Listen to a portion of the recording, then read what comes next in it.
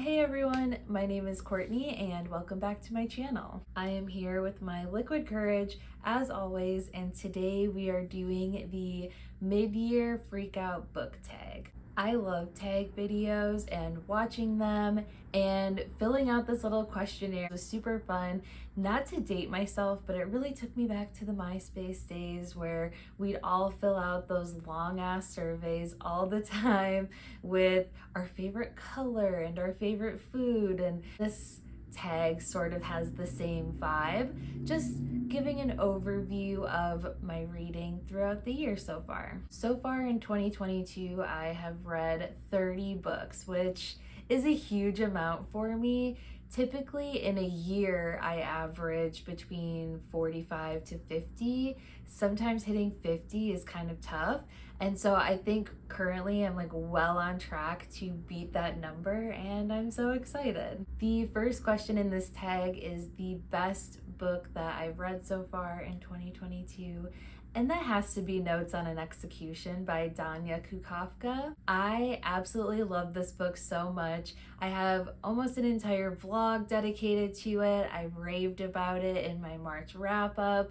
I am still thinking about this book almost every day. Notes on an Execution starts with a man named Ansel. He's on death row for murdering several women, and we start the book 12 hours out from his execution. And while we're counting down to his death in this really intense and heavy second person narration that really puts you in the shoes of this man on death row, we are also getting the perspectives of 3 women that have been deeply affected by him. I loved everything that this book had to say about the culture surrounding serial killers and our obsession with them, and how the victims often get lost in that obsession. It's just such an excellent book. The writing is stunning. It's so clean. It's not over the top, but still so powerful. Definitely the best book that I have read so far this year, and probably one of the best that I've read in 10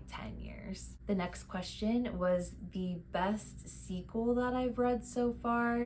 And I'm not a series girl. I do not read a lot of them, especially now as an adult. I just read a lot of standalone novels.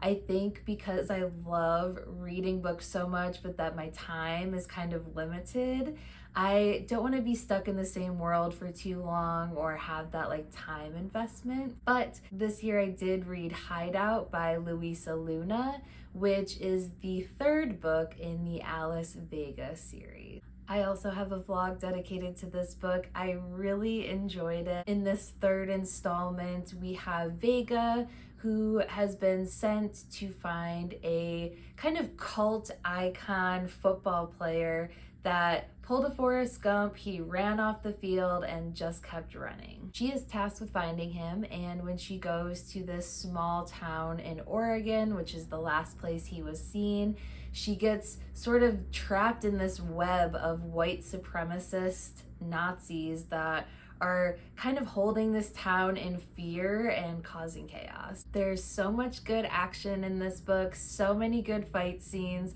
I love reading Alice Vega kicking ass, especially Nazi ass, so I really enjoyed this book, and I will continue to read any book that Luisa Luna puts out in the Alice Vega series. The 3rd question is a new release that I haven't read yet, and this one is so exciting. I honestly did not even know that this author was coming out with another book, that this book was happening.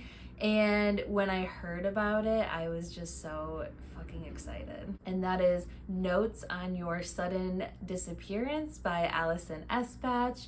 I read The Adults by Allison Espach many years ago. I think it's a 5-star book for me, but at this point, I couldn't tell you anything about it. Now that this book has come out, I think it's something I want to read soon as part of my rereading favorites series, to check in with her and what I loved about that book then, and then read Notes on Your Sudden Disappearance. Also kind of funny that in this video I talk a lot of notes on an execution, and now we have another notes starting title. Kind of weird. I do not know that much about this book. I think it is another coming of age sort of story, and that is similar to The Adults. I really remember connecting with her characters and loving the writing in that book.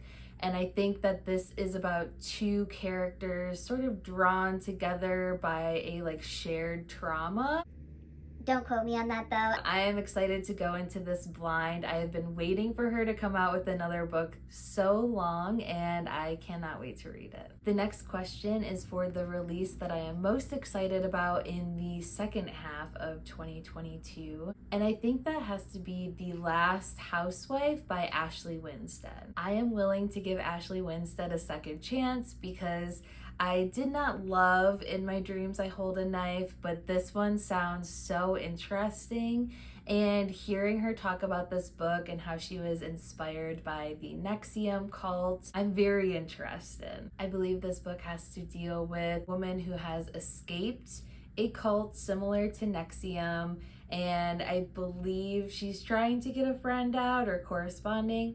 I go into a lot of books blind, so I am very sorry for these terrible synopses, but all she really had to say was cult, and I was in. The next one is for my biggest disappointments, and for that, I have a few, sadly. The most recent one was From Lukov with Love by Mariana Zapata. I was really excited about this. I was really hoping for a romance that I could just fall in love with. I was excited for the figure skating content, and it just did not deliver. It takes a very, very, very long time for us to get to the romance. And in that time leading up to the romance, there's not even a lot of character building or anything to attach us to those characters. So I was just left feeling very disappointed and unsatisfied with this one. And it is definitely one that I will be putting in a little free library soon. The next one I have already dumped in a little free library, and that was Once Upon a Time in Hollywood by Quentin Tarantino.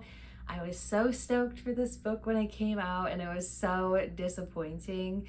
I loved the movie, and I was really excited to spend a little more time in 1960s Hollywood with Rick Dalton and Cliff Booth, and see all of the action that unfolded in the movie unfold on the page, and that just did not happen. It was almost as if he took every exciting part from the movie and took it off the page. He did not write it. And it was like he took every boring moment from the movie and extended it by pages and pages. All of the excitement that happens with the Manson family in the movie never happens in the book. So we have these random occurrences of Cliff and Rick running into the family members, but that last piece of action never happens.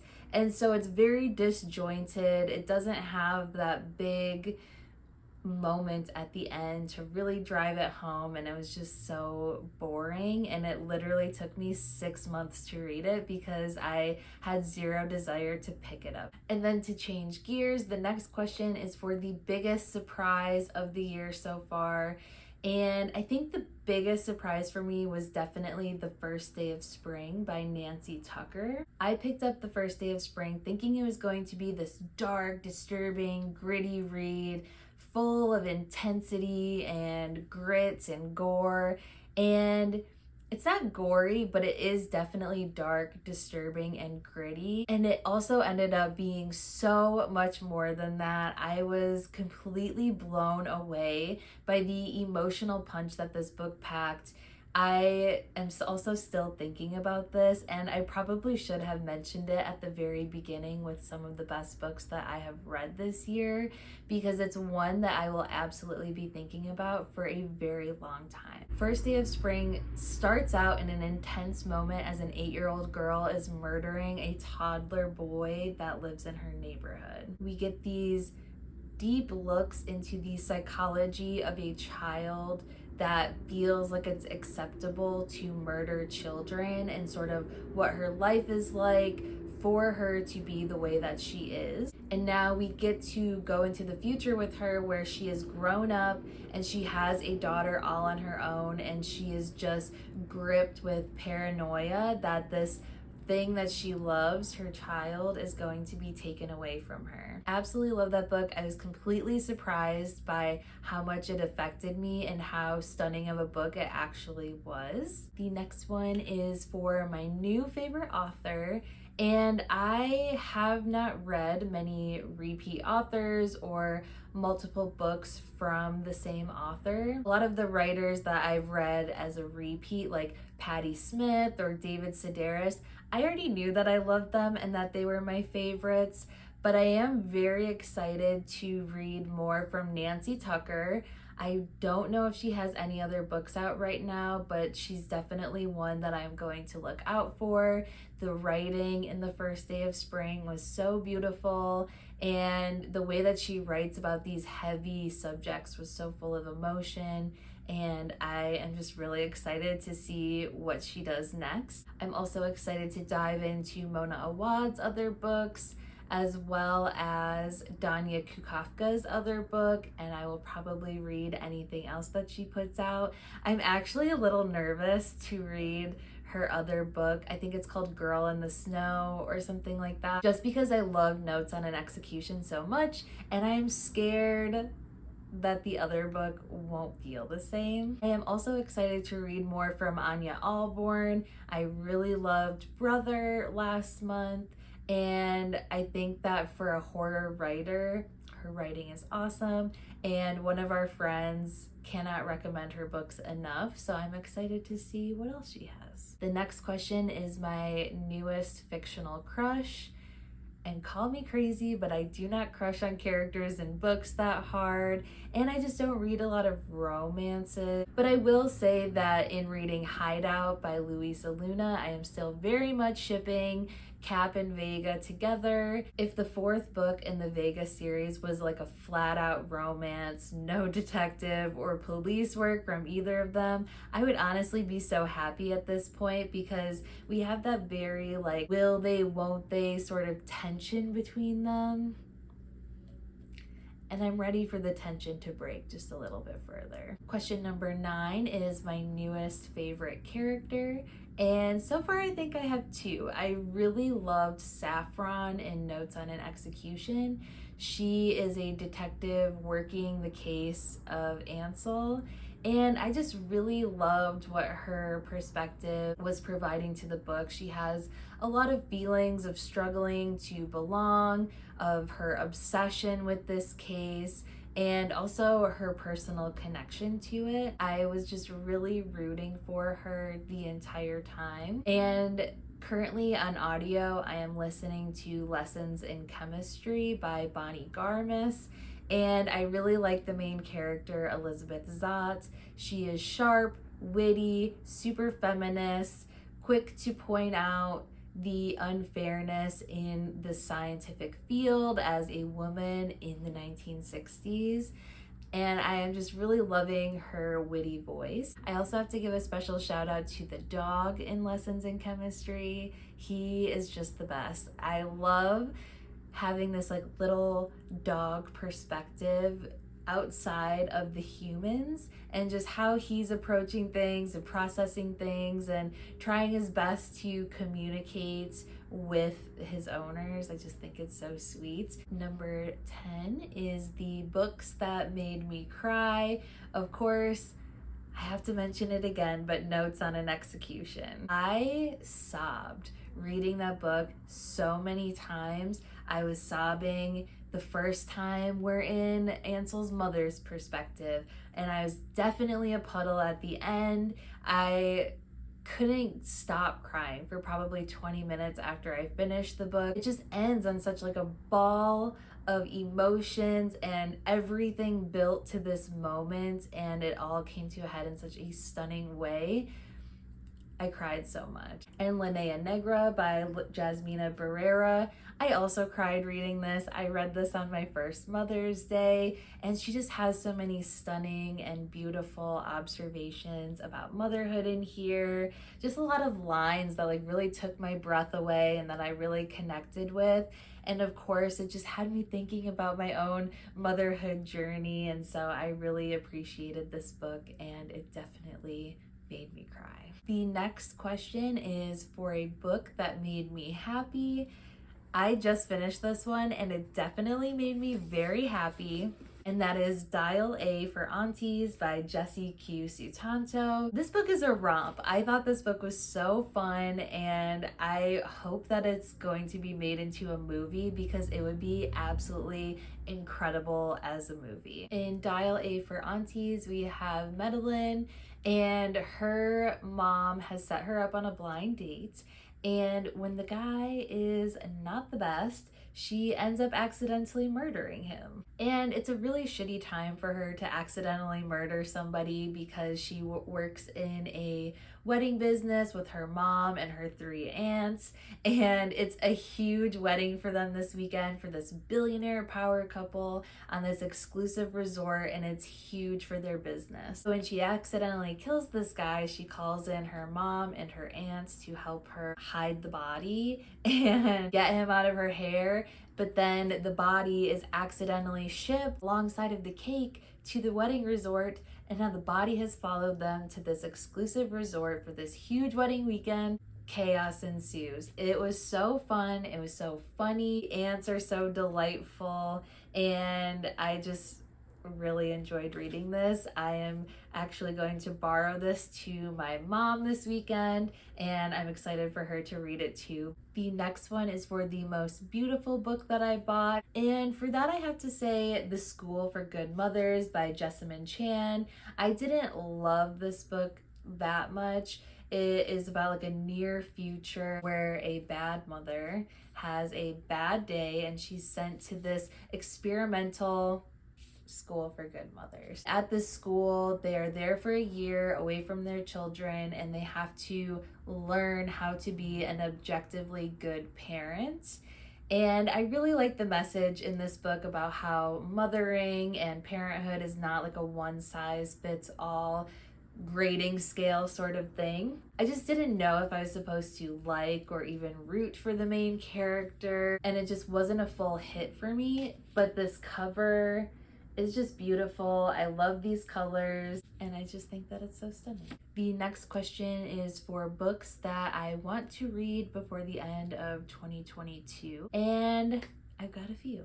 I am very excited to read Essential Labor, Mothering as a Social Change by Angela Garbes. I loved her book, Like a Mother, this very feminist approach to pregnancy and birth. This book sort of bubbled up during the pandemic as so many women, for the most part, were forced to stay home from work and have jobs and mother and be spouses and do all of the things that, you know, caretakers have to do when they have small children. I am so excited to read this, and she sort of examines how caretakers and mothers have so much on their plate and what makes it impossible to enjoy their family life, and why we have all of these breakdowns in this appreciation for mother and the essential labor that we do.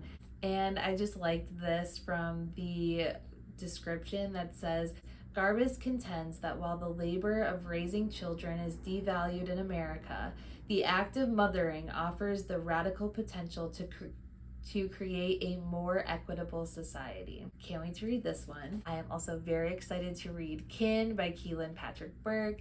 I bought this a couple of months ago, and it's just been on my mind ever since. It's sort of described as like what would happen after the end of the Texas Chainsaw Massacre, where the girl gets out, she survives, but the story is not quite over. I am also very excited to read No One Gets Out Alive by Adam Neville. I read The Reddening by Adam Neville last year, and it is easily one of the scariest books that I've ever read in my life. So I'm very excited to see if he has another hit for me. And this is about a woman that takes a really shitty apartment because the rent is cheap and she needs a place to live.